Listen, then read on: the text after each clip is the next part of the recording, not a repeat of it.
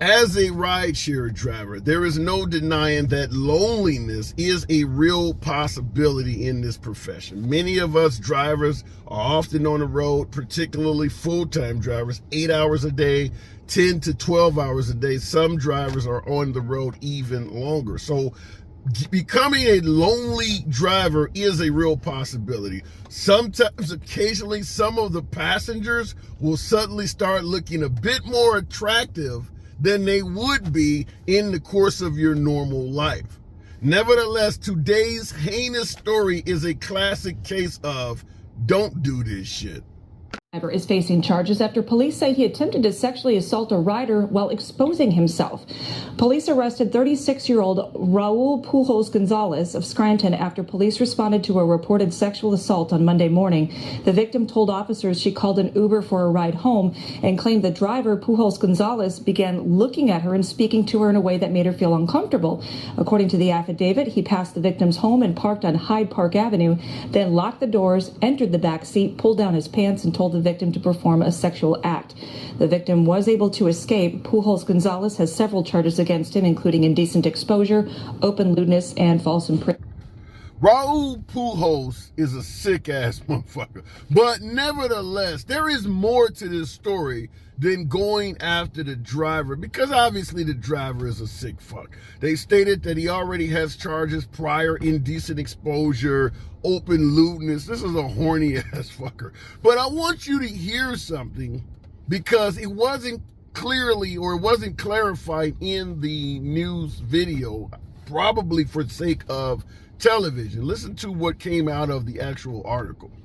As stated in the affidavit, Pujols Gonzalez passed the victim's home and parked on Hyde Park Avenue, locking the doors. Pujols Gonzalez then entered the back seat, pulled his pants down, exposing himself, and told the victim to give him oral sex, according to court documents. So he went past her home, stopped the vehicle at a private location, got in the back seat. Not only did he stop, but he got in the back seat with her. Then he took out his shit and asked her to suck it. So this is clearly just a straight up attempted rape.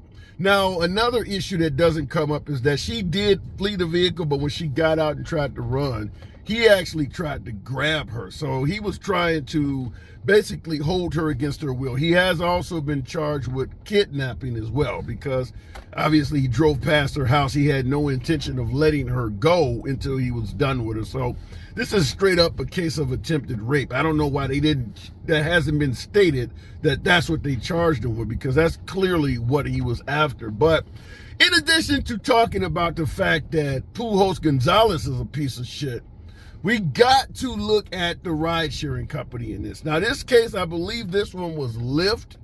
This is what we've been talking about, folks, in regards to lack of accountability from Uber and Lyft.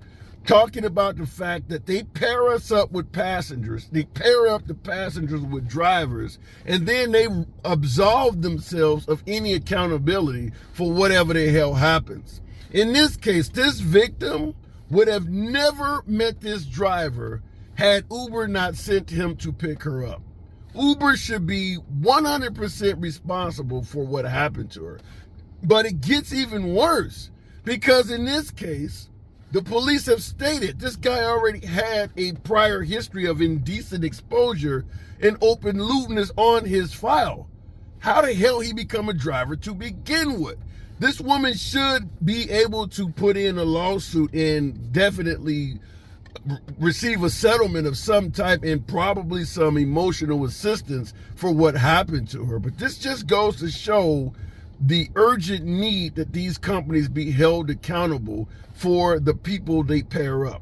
I do videos all the time about drivers who get paired up with riders that turn out to be a danger to them, get carjacked and things like this. There are no shortage of drivers that are also abusing passengers. In this case, here we have what amounts to a sexual predator. What a history of acts that are very similar to what he tried to do to her, yet here he is behind the wheel taking trips. I don't know what kind of a background check was ran on this individual, but clearly if the news podcasters can find out he had a record of indecent exposure and open lewd acts, why can't Uber or Lyft find that out?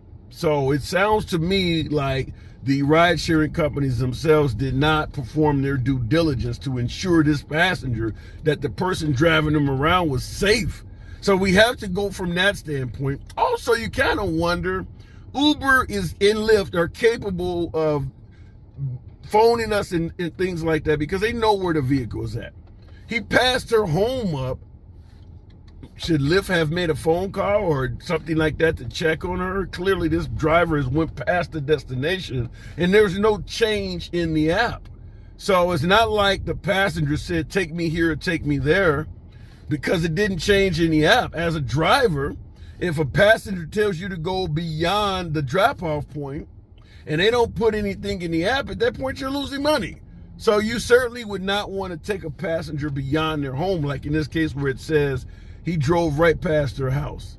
But just wanted to run this by you to really stress the need that we have that these companies get held accountable. But I want to ask from a reverse side of the aisle, for my veteran drivers out there, have you ever had a passenger do some shit like this to you? Some form of a lewd act, or in this case, indecent exposure. Yours truly, I've had passengers grab and touch. Happens all the time when you do the after club crowd, if I can get my language correct. But as they say, you leave a bar at 2:00 in the morning and you didn't strike gold when you were in the bar. As they say, a 2 at 10 p.m. is a 10 at 2 a.m. 2 at 10 is a 10 at 2. So when folks leave the club, suddenly folks all of a sudden seem to be a hell of a lot more attractive than they were before.